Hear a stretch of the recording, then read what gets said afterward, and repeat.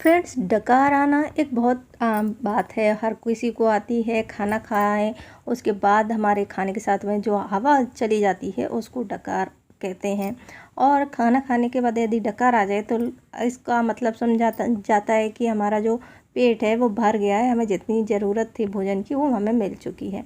पर यदि ये डकार बार बार आए और दिन भर आती रहे तो इसकी कुछ वजह होती हैं जो कि काफ़ी गंभीर कारण भी होते हैं।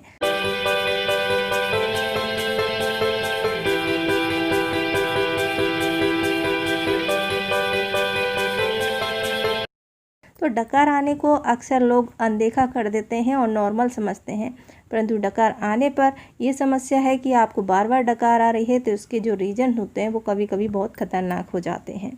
जिन्हें गैस की समस्या रहती है वे चावल, चने, दाल, छोले से परहेज करें तो गैस के कारण से जो डकार आती है वो बंद हो जाती है। 40 से 50 वर्ष के लोग या इससे अधिक के लोगों को अल्सर और गैस्ट्रिक समस्याएं होती हैं।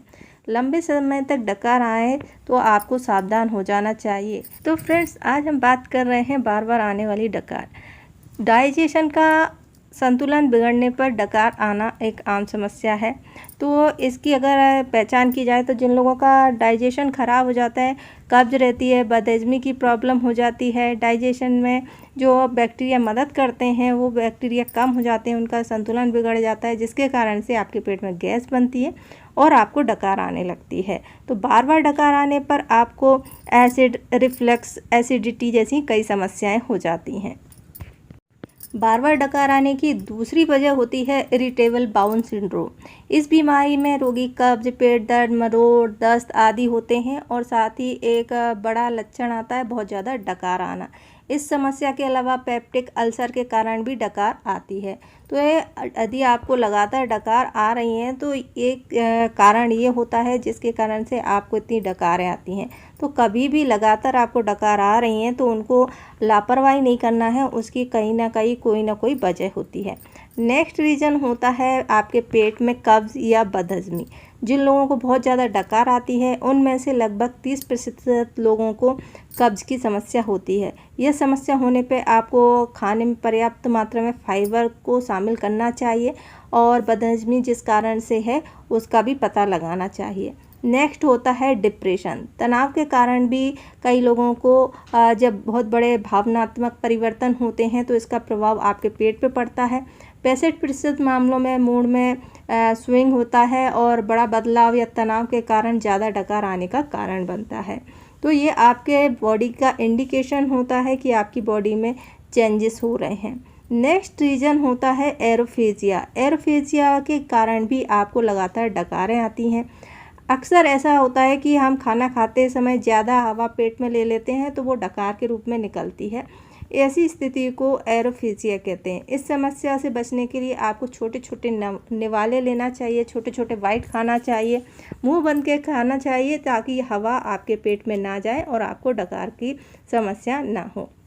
इसके अलावा कुछ पेन किलर्स होते हैं जो आप बिना डॉक्टर के प्रिस्क्रिप्शन से लेते हैं और पेट में जाकर म्यूकस की लाइनिंग पर असर डालते हैं, जिससे आपके पेट में जलन, भारीपन, गैस, अपच, पेट के ऊपरी हिस्से में सूजन, दर्द और जैसे ही आप कुछ खाते हैं आपको पेट भरा भरा लगता है, सीने में जलन होती है, जैसी तकलीफ़ें होने लगती हैं जिसे डेप्सिया कहते हैं।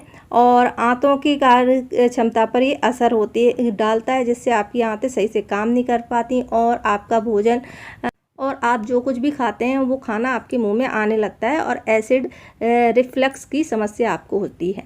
नेक्स्ट होती है म्यूकस में खराबी।